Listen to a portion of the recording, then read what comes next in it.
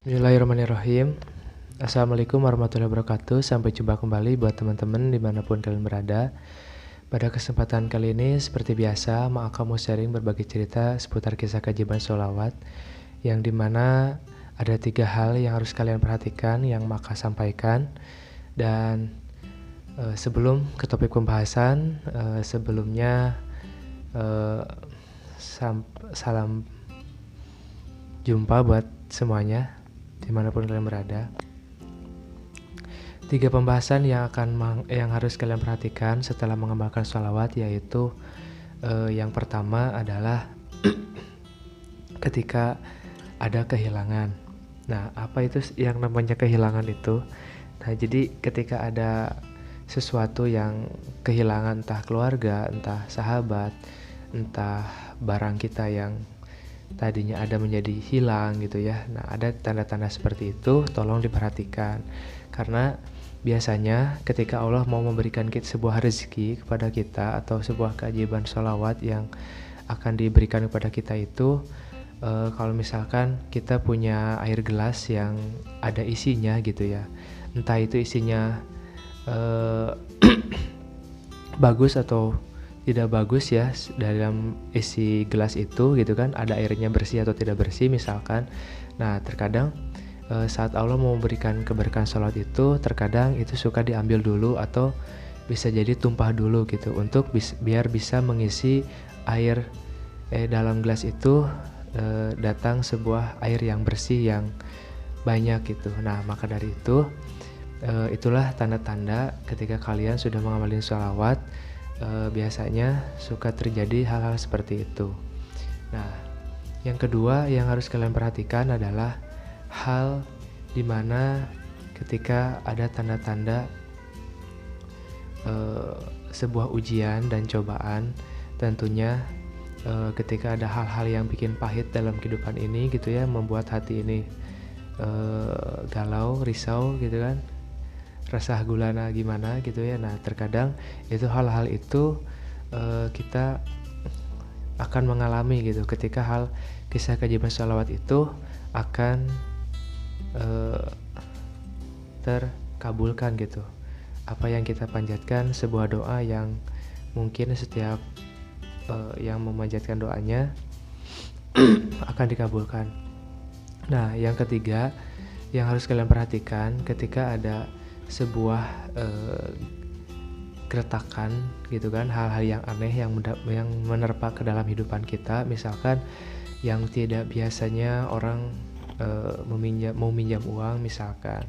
Nah, kita harus memperhatikan gitu kan, itu hal-hal yang bikin aneh dalam kehidupan kita gitu kan. Terus ada orang-orang yang bikin kita tidak salah, kita tidak melakukan hal apa-apa gitu, tapi ada orang yang bikin nyesel, bikin kesel gitu kepada diri kita.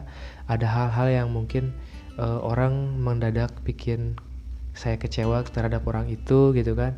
Nah, kita harus memperhatikan. Ada lagi misalkan tanda-tanda keajaiban kalau misalkan kita mau cari pekerjaan. Nah, setelah mau mencari pekerjaan itu, setiap kita mundar-mandir ke sana ke sini gitu ya. Nah, kita selalu melihat terus gitu kan, ada tempat sebuah toko yang sering saya lihat gitu kan, dan setiap melewat daerah situ itu kayak kesana terus gitu pandangan ini. Nah, terkadang jadi ada penjemputan bola yang harus kita lakukan gitu setelah memperbanyak sholawat itu. Nah, terus ada lagi yang bikin keanehan kalau sudah mengambil sholawat itu, terkadang mendadak ada teman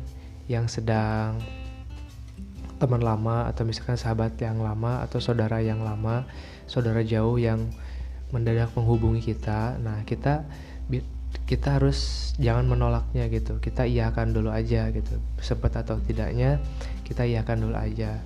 Nah, kalau misalkan kita pengen punya jodoh misalkan, nah terkadang ada hal-hal yang mungkin harus kita jemput gitu ya, sebuah rezeki tersebut atau sebuah keajaiban yang Allah akan berikan itu, terkadang kita harus bergerak dulu gitu sesuai kemampuan kita. Nah, kalau misalkan ada hal-hal yang misalkan ada saudara kita yang dari jauh gitu kan mendadak berkomunikasi, terus mengajak bertemu, ngajak makan bersama misalkan ya. Nah, setelah itu atau misalkan suruh ke rumahnya atau minta bantuannya gitu kan. Nah, setelah kita mengiyakan walaupun hati misalkan enak gak enak ya, mau niat bantu atau tidak bantu, udah iyakan aja dulu kalau misalkan kita punya bisa membantu atau tidaknya. Walaupun tidak bisa membantunya, kita iyakan dulu aja gitu. Datang ke rumahnya walaupun pas misalkan si saudara tersebut itu misalkan mau minta bantuan perihal uang, misalkan meminjam uang atau meminjam apa aja lah gitu ya, hal-hal yang bikin aneh dalam kehidupan ini gitu misalkan. Nah, contoh kita datang dulu aja ke rumahnya dan bilang bahwa saat ini lagi nggak ada uang gitu kan. Nah, tapi di sisi lain kita lagi punya hajat, yaitu pengen punya jodoh misalkan.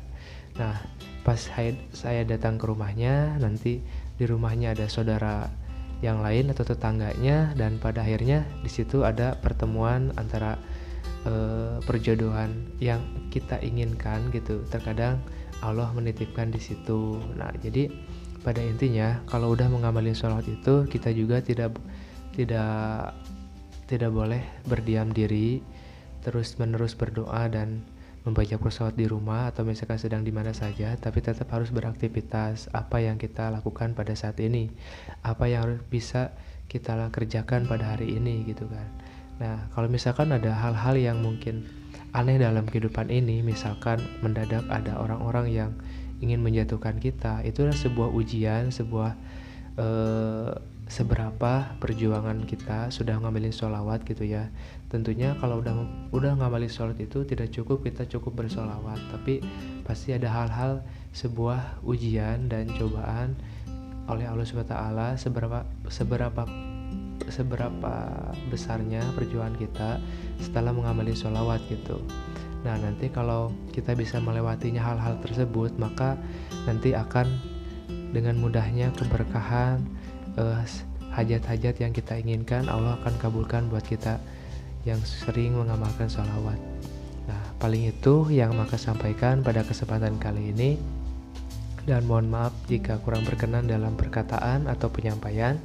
Di sini maka sharing berbagi cerita, mudah-mudahan bisa bermanfaat dan bisa membantu teman-teman semuanya yang sedang ngambilin sholawat terus-menerus tapi ngerasa keajaiban itu belum datang. Maka cobalah hal-hal yang maka sampaikan bisa membantu untuk menggapai segala hajat dengan memperbanyak sholawat. Nah, tentunya jika ada saran dan masukan bisa ditulis dalam komentar, dan mudah-mudahan di lain waktu kita bisa silaturahmi kembali di dalam video selanjutnya. Terima kasih banyak. Wabillahi taufiq wal hidayah. Wassalamualaikum warahmatullahi wabarakatuh.